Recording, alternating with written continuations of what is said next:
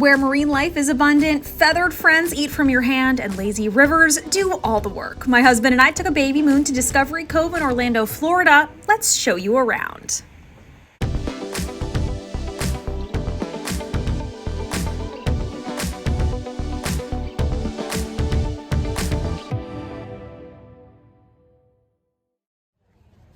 Let's start from the beginning. It's recommended to arrive a few minutes early to Discovery Cove since the check-in process can be kind of lengthy depending on if you're adding extras to your trip like the dolphin experience, snorkeling, or deep water diving. So we found that the line is quite long early. Arriving at 7 a.m. is the best option if you want to secure the best chairs or get your preferred time slot for an adventure.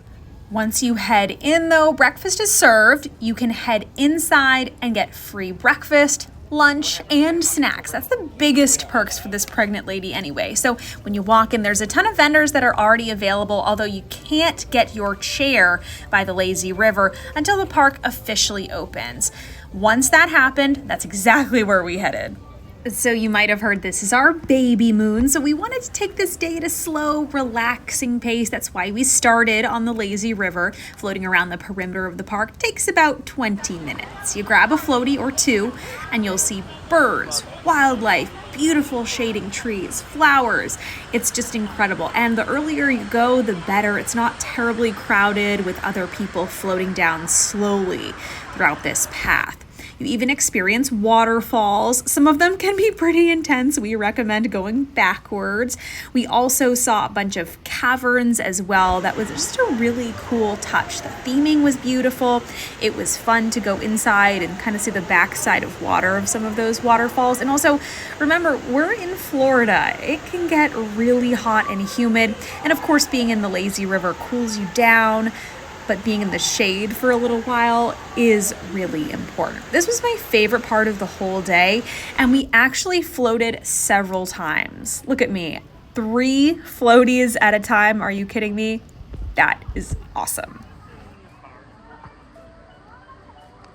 You'll see lots of signs for the bird sanctuary when you're floating, technically called the aviary. Dakota and I headed in, and we spent a lot of time in there. Here, I'll give you the full POV of us headed in.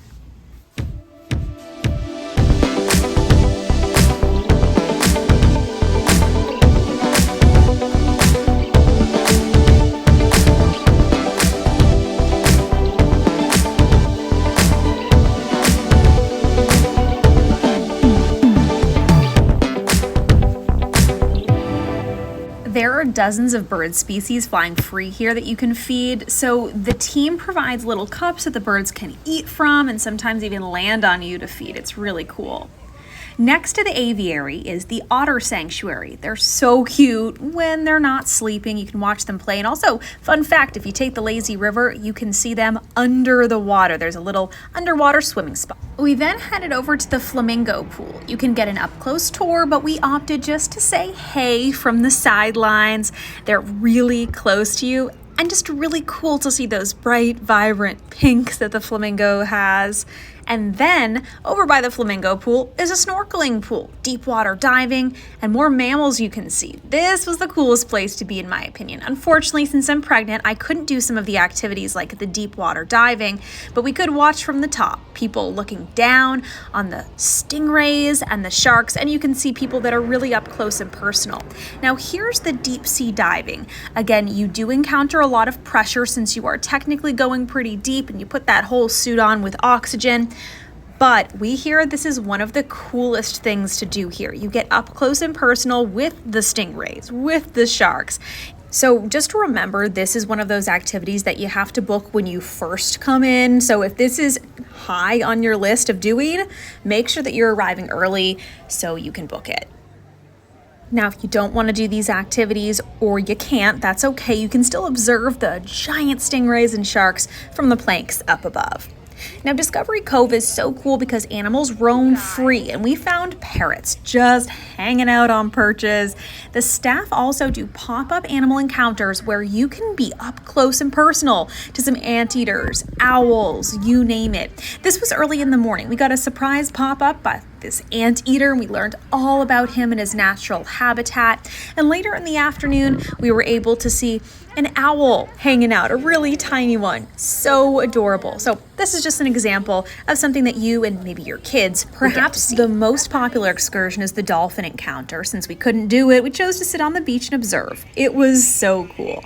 Remember, all meals including all day, all you can eat snacks are available. Select beer and wine also included in your ticket price. It's great news for adults in particular.